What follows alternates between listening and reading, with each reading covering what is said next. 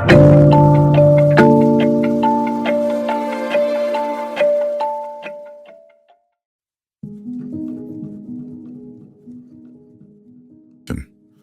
the chilling evening of October 9, 2003, a disturbing call broke the silence of the Seoul Metropolitan Police Department, reporting a sinister break-in at a posh neighborhood in Gugi-dong Jongno District, Seoul.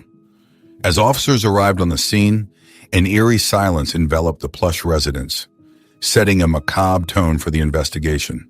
The house, usually bustling with life, stood ominously quiet.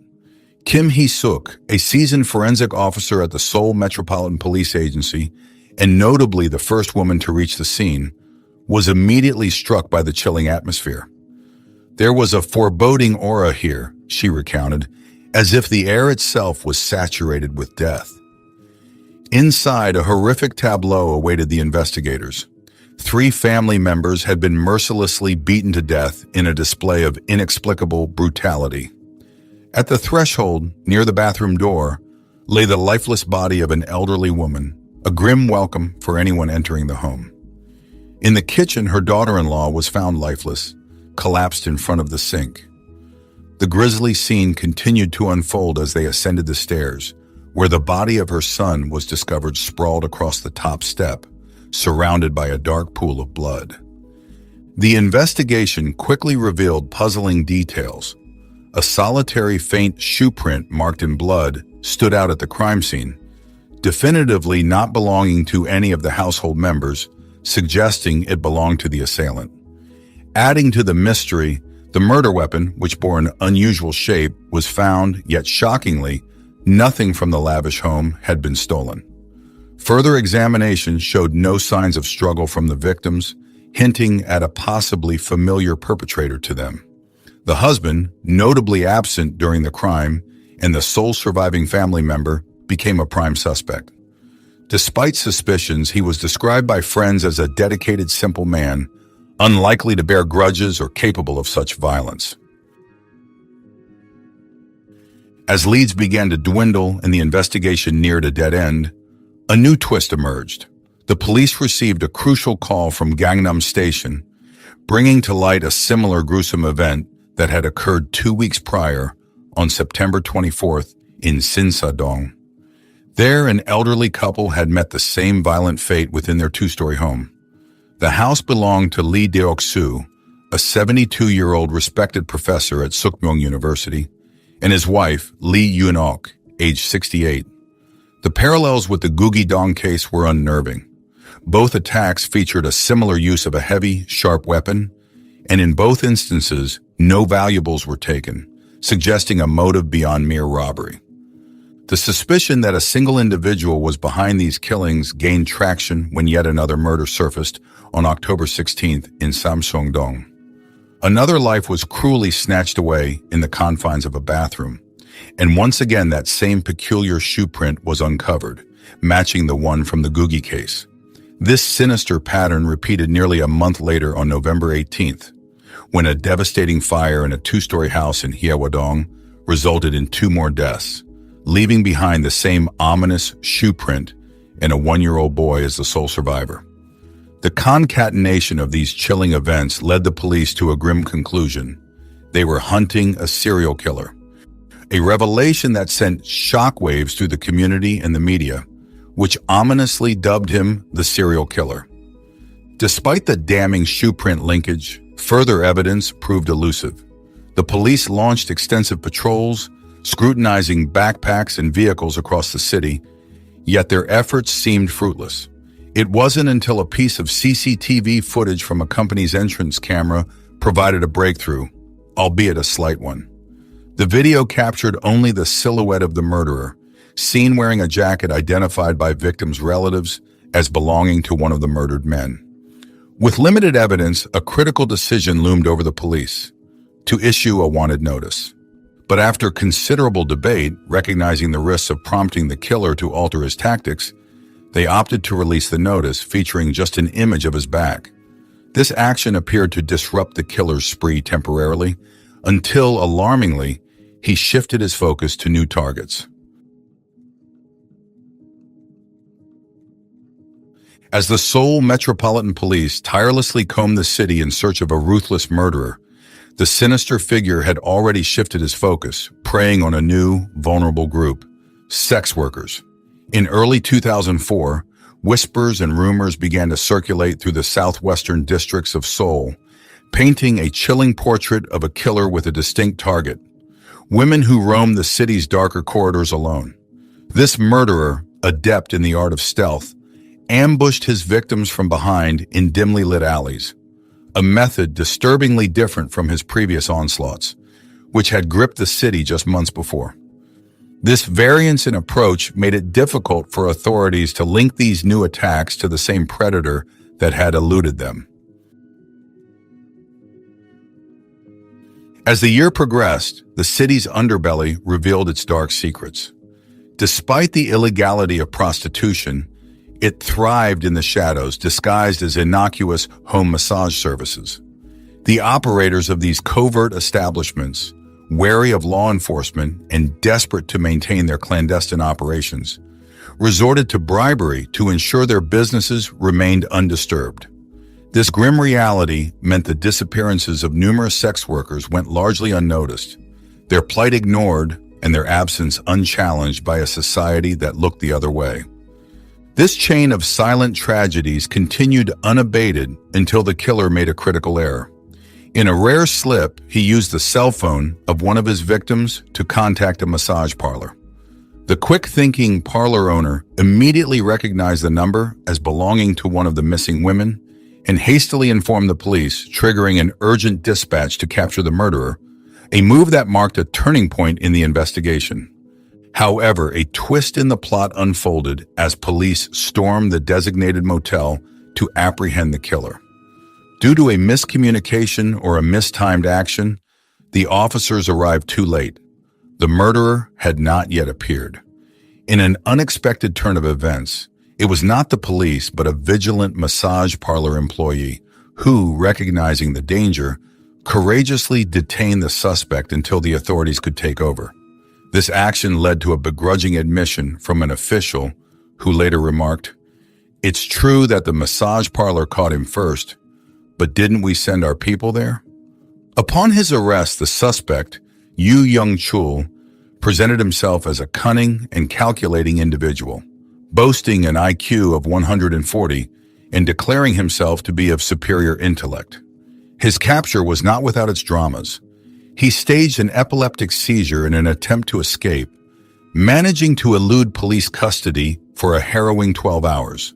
Once recaptured, Yu, perhaps realizing the futility of further resistance, confessed to his heinous acts and agreed to lead detectives to the grim burial sites of his victims. It was during these grim excursions that Yu, clad conspicuously in a yellow raincoat, inadvertently provided the media with a macabre moniker for his crime spree, earning him the chilling nickname, the Yellow Raincoat Killer. This sequence of events not only brought closure to the harrowing search for a murderer, but also exposed the dark underbelly of a city grappling with the complexities of crime, corruption, and the overlooked lives of those on the margins of society. Yu had established a horrifyingly methodical process for his ghastly acts. He would lure a woman to his cramped apartment under the guise of soliciting services, where doom awaited in the guise of domesticity. With chilling precision, he would end the victim's life in the sanctuary of the bathroom using a homemade hammer, a tool of death forged from the bowels of depravity. What followed was a gruesome act of dismemberment, where he methodically severed the bodies into 18 pieces, removed their fingertips to thwart identification efforts, and disposed of the remains in plastic bags. These bags found their final resting place on a desolate hillside behind the serene Bongwon Temple, a location that contrasted starkly with the heinous nature of his deeds. The discovery of these remains unfolded dramatically. Upon Yu's direction, officers began to excavate at a location marked obscurely by a bottle cap. As a storm raged, adding a natural tumult to the grim task, the sound of a shovel clinking against bone sent shivers down the spines of those present. This marked the discovery of the first of many plastic bags buried in the cold earth, each a small catacomb of human tragedy. As the digging continued, the scale of Yu's brutality became grotesquely apparent with each unearthed bag. Overwhelmed by the grim reality, Yu nonchalantly narrated the details of his killings, revealing the identity in the final moments of his victims, as if recounting a mundane daily routine. In the face of such atrocity, the police were initially stumped by the challenge of identifying the victims, given the advanced state of decomposition in the dismembered remains. The team planned to resort to DNA testing, a process daunting in its complexity and duration. However, in an act of desperation mingled with a plea for the divine, a female forensic officer, grasping the hand of a victim, uttered a prayer for guidance. Remarkably, her invocation seemed to bridge the gap between science and the metaphysical, aiding in the miraculous identification of the victims that day, bringing a semblance of solace to the bereaved families longing for closure. Yu's interrogation further unveiled the depth of his derangement. He expressed a superficial regret for his actions, tempered by a chilling declaration of his intent to continue his murderous spree if he had remained at large. He brazenly admitted to ambitions of killing beyond the circle of sex workers, including the affluent, revealing a twisted rationale that targeted perceived societal betrayals. Throughout, he claimed a total of 26 lives, minimizing the gravity of his crimes by considering them merely a beginning to his macabre journey. Yu also confessed to acts of cannibalism, believing it purified his spirit, an admission that disturbed even the seasoned officers, prompting reactions that drew criticism for their severity. In a macabre tally of his inhumanity, Yu, while handcuffed, began marking his confessions on an A4 sheet, each tick a stark testament to a life he had coldly extinguished. This chilling moment underscored the monstrous disconnect between Yu and the humanity he so brutally snuffed out, leaving a room of hardened law enforcement officers grappling with the enormity of the darkness seated before them.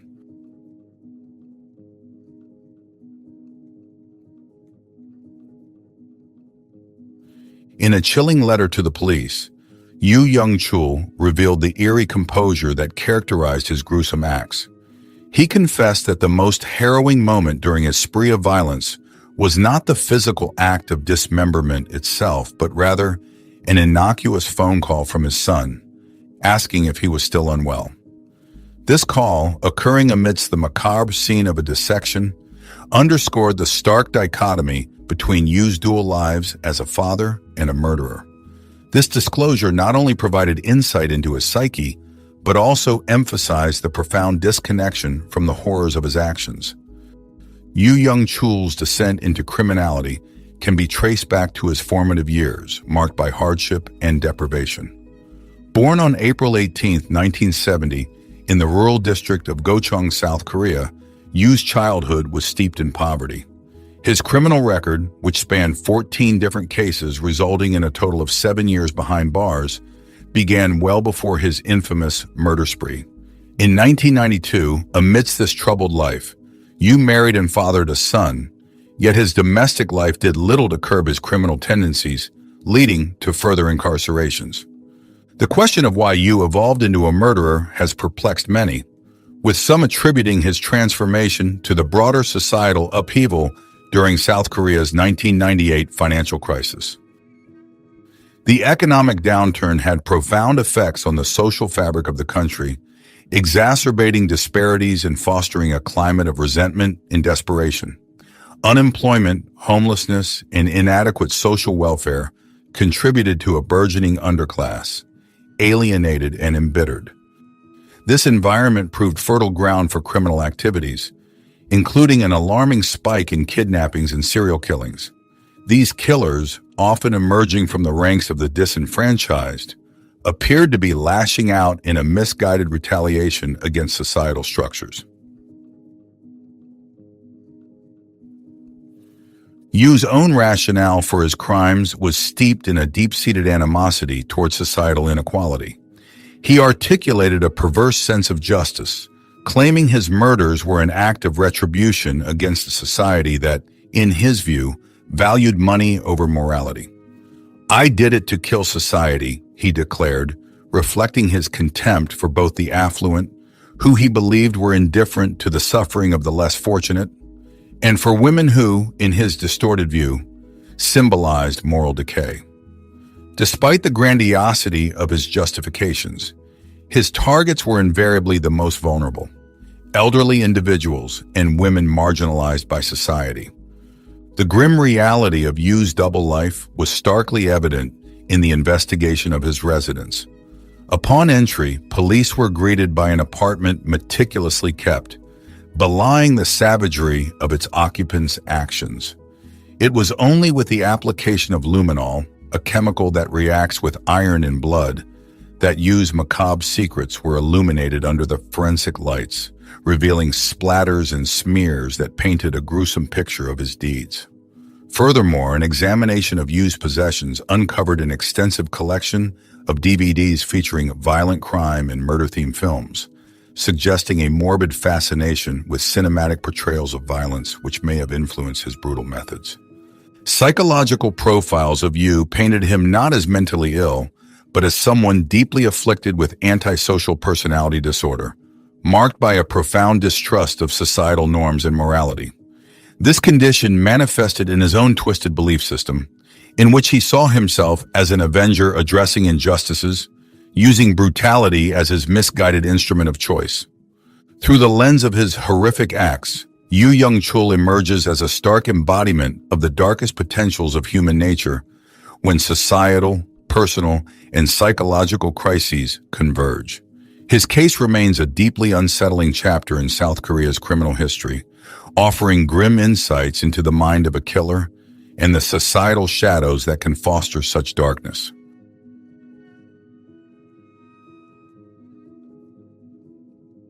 The sensational murder case of Yu Young-chul presented significant challenges for the South Korean legal system, largely because of the sparse physical evidence linking Yu to the grisly crimes.